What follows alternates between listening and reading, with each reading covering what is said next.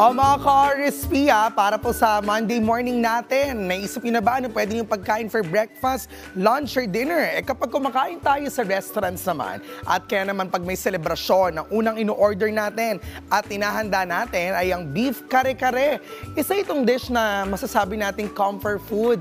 Dahil dyan, ibabahagi namin sa inyo ngayon ang easy steps on how to cook a beef kare-kare. Panoorin na po natin yan dito lang sa Sarap Pinoy! Araw-araw ay hindi mawawala ang iba't ibang putahe na paboritong lutuin ng isang ina sa kanyang pamilya. Ang bawat amoy nito ay tila simbolo ng kanyang pagmamahal at pag-aaruga. Isa na nga sa madalas ihain sa hapagkainan ng mga magigiting na nanay ay ang beef kare-kare. At para turuan naman tayo kung paano nga ba ito lutuin, ay makakasama natin si Chef Joy Domingo. Dito sa Sarap Pinoy. Lalagyan po natin siya ng water. Yan. So, depende po yan sa dami ng gusto nyo pong sabaw. Ilalagay po natin itong 200 grams na beef. I-boil lang po natin. So, pakuluan lang natin siya. Next naman ay ilalagay ni Chef Joy ang kanilang premix or ready-made butter. So, para mas maganda yung kulay niya, at suwete. So, pakuluan lang po natin siya. Pwede rin po tayo mag-add ng beef cubes. So, i-mix lang natin siya para yung peanut butter po niya is matunaw. Yan. So, napakasimple niya kasi nakaprepare na yung beef natin. Normally, magpapakulo ka ng beef. It's around 4 hours. Kung may pressure cooker, 30 to 35 minutes, meron ka ng malambot na beef. Sunod na inilagay ni Chef Joy ang cornstarch para maging sticky ang sabaw ng ating kare-kare. Tamang lapot lang po yung kailangan natin. Patayin na po natin at ilalagay na po natin siya sa bowl. Siyempre, hindi mawawala sa kare-kare ang mga masarap at masustansyang gulay.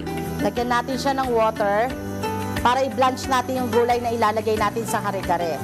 So, lalagay natin yung pechay. Yan, lagay natin yung pechay.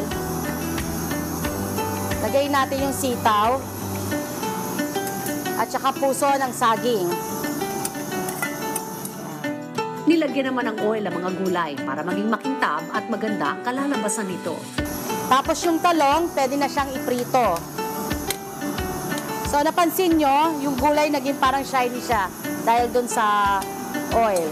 Matapos maluto ang mga gulay, ay nilagay na ito ni Chef Joy sa ating kare-kare.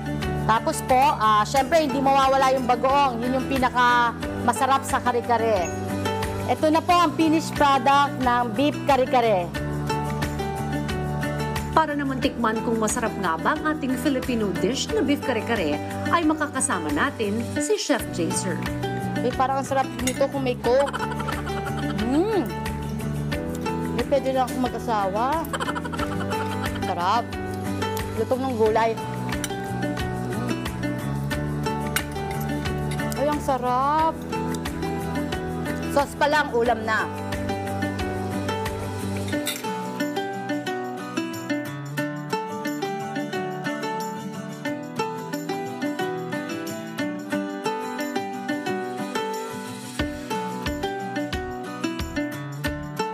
At yan ang rich and flavorful stew na beef kare-kare.